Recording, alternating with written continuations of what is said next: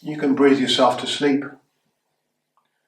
You can learn how to use the breath to drop yourself down into a very deep state with the breath by taking a long, slow inhale, doubling or even tripling the length of the exhale.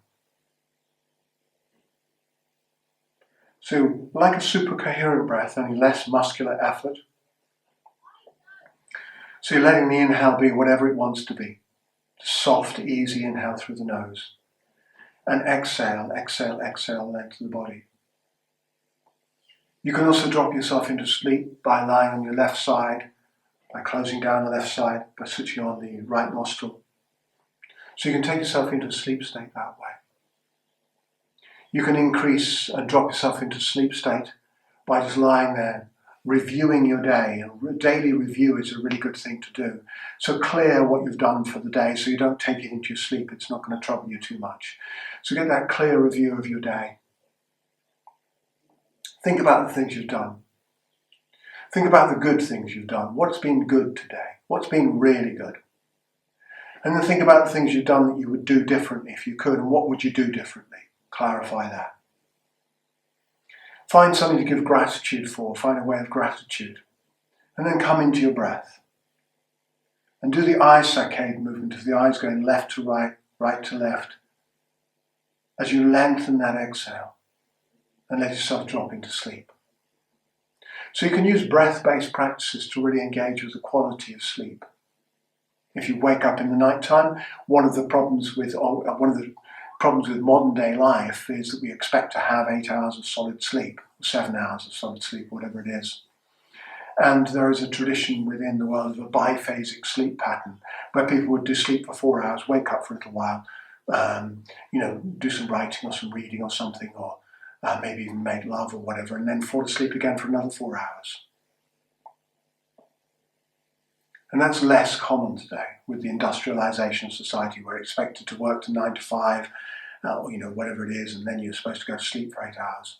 And this regulation of life into sort of this non-organic structure of the industrial societies we live in. Another good pattern is to have a siesta in the afternoon. So to have a siesta for 20 minutes or 90 minutes, 20 minutes and 90 minutes are really good in terms of looking at the structure of how to get into your sleep cycles. So a 20-minute break or a 90-minute break in the afternoon really supports quality sleep in the night time. So you can breathe yourself into a siesta, into a power nap in the afternoon. All these are in the book you've got with the course Lucidity, so you can find out more about all of this. Another key element you can do at sleep is you can take yourself into lucid dreaming. So one of the questions to ask yourself during the course of the day is, am I conscious? Am I fully conscious in this moment? Right now, is my breath conscious? Turn your palm over, have a look at your palm. Ask yourself, am I conscious? Am I conscious? And this is a training process when you go into sleep.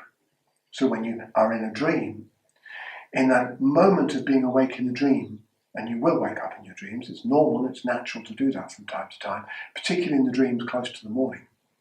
You ask yourself, am I conscious? And you turn your palm over. And when you turn your palm over and ask yourself that question, is my breath conscious? Am I conscious? You know that you're awake in the dream. And in the book Lucidity, there's a whole load of practices there where you can start to use the dream state. And you can use the dream state ultimately to meditate in, ultimately to do breathwork practices within the dream state, which is really powerful. But what you're ultimately doing is linking the dream state to the deep sleep state, to the waking state, so it's a continuity of consciousness through those states. I use the dream state in the morning for all my lesson planning, for all my rehearsals of any writing I have to do. I prepare and work my books in the dream state. So I find it extremely beneficial to access that lucid dreaming state as a way of rehearsing and preparing work. So I find these states very, very profound, very powerful. So start to use these states. Start to prepare yourself to go to sleep. Start to use the breath before you go to sleep, the eye movements before you go to sleep. Start to really feel what works for you to access that deep sleep state and the state of lucid dreaming, and to start creating and weaving the dreams that you have about how wonderful this world could be into daily life. Everything begins in dream. Everything begins in imagination. That's where everything begins. So really using the dream state as a way of engaging with life is a profound and powerful tool. Thank you.